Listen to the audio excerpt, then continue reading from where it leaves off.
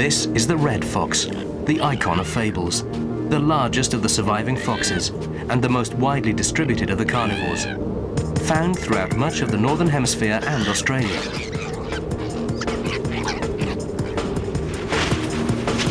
The red fox's dazzling specialty, the aerial attack. First order of business, locate the invisible. Its keen ears, specially attuned to low-frequency sound, can pinpoint the rustling of a hidden rodent to within 1 degree. Once locked onto its target, the red fox launches its spectacular assault, propelling itself upward with its hind legs. These are larger proportionately than the hind limbs of any other wild dog. If it's going for distance, the red fox takes off at a 45-degree angle and can cover 5 meters. But needing extra height and force to punch through crusted snow, it can take off at a remarkable 80-degree angle. The red fox is also lighter than comparably sized cousins, helping it to achieve maximum airtime. And in mid-air, the fox flails its tail to steer last-minute course corrections.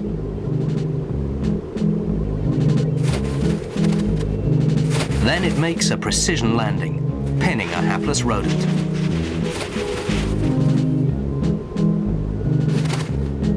Many of the canines take predatory flight, and even many of their larger lupine cousins are quite adept at the acrobatics of mousing. But none so splendidly as the red fox. The top of the world is a brutal place to try to scratch out a living. But even here, the family of the dog has found a way. Halfway between the northernmost tip of Norway and the North Pole lie the islands of Svalbard. In winter, an ice-locked archipelago onto which predators can come and go as they please, so long as they can stand the cold.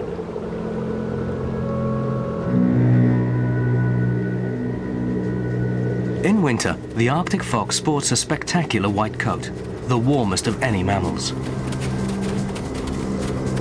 To limit heat loss, this fox has shorter ears, legs and tail than its other fox cousins. This dog is so built for the chill that it only begins to shiver at nearly 100 degrees below 0 Fahrenheit. That's minus 70 degrees centigrade. Another handy feature in its snowy home is the dense fur covering its paws. Its Latin name is lagopus, or rabbit-footed.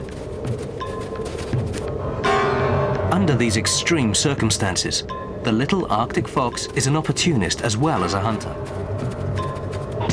Happy to dog the heels of another killer, the polar bear. He shadows the predatory powerhouse, snatching leftovers and hiding them in the Arctic's natural freezers.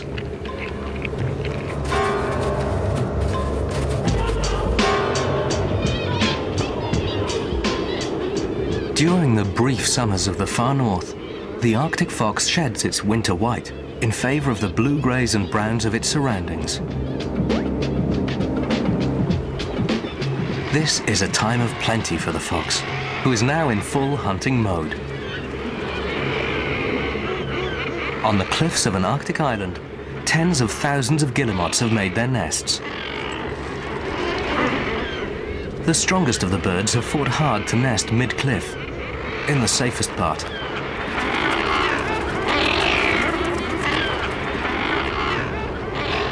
Those near the top are vulnerable.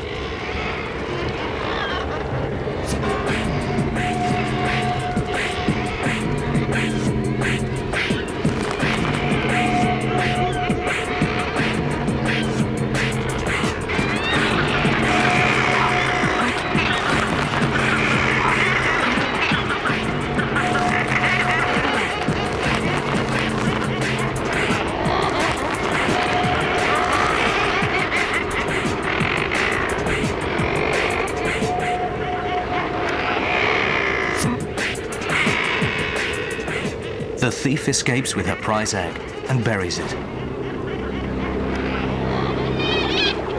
But a more substantial meal awaits her in just a few weeks.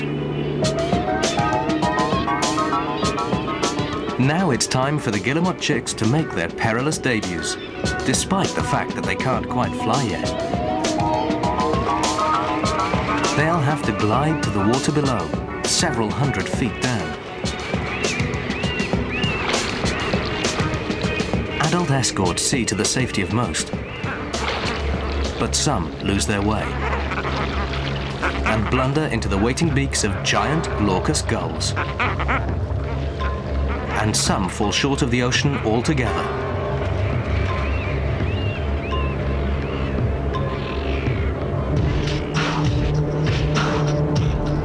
The little Arctic fox seizes her opportunity. It's food for her own brood, and a toy to hone their own budding killer instincts. They had better make hay while the sun shines. The cruelly short Arctic summer is almost over, and the little canines will have to survive the chill darkness of the long winter night.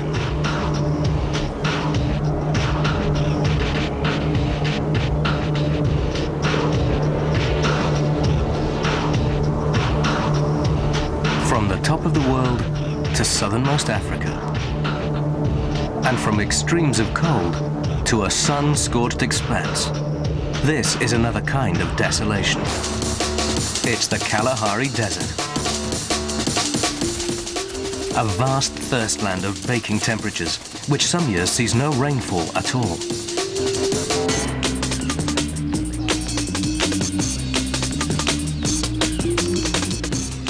But an astonishing array of animals manages not only to survive here, but to thrive. And while some killers specialize in the Kalahari's big game, others have dug out another niche altogether. These enormous ears belong to the bat-eared fox, a hardy little predator in a harsh world. With flimsier teeth than any other fox, the bat-eared fox may not be a fox at all. In fact, its ancestors go all the way back to the wolf-fox split in evolution. Weighing in at just over 4 kilos, the bat-eared fox has to be wary of its canine cousins, the jackals.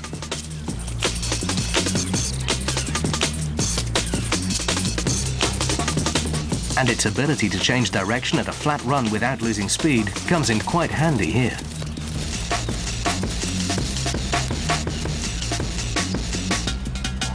While at rest, the fox's unmistakable ears radiate heat.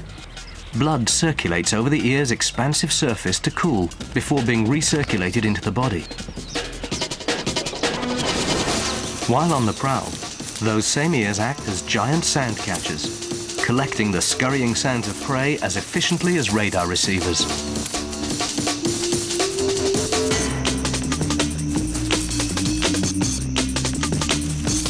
A scorpion would seem an unlikely meal, but the bat-eared fox is apparently immune to its stinging tail.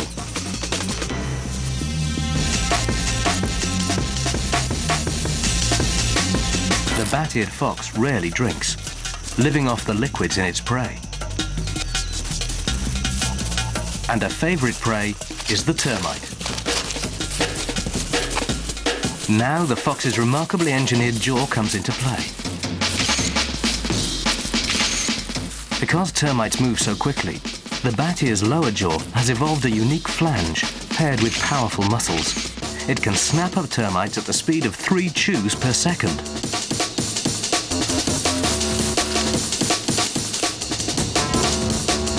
From the desert to the Arctic,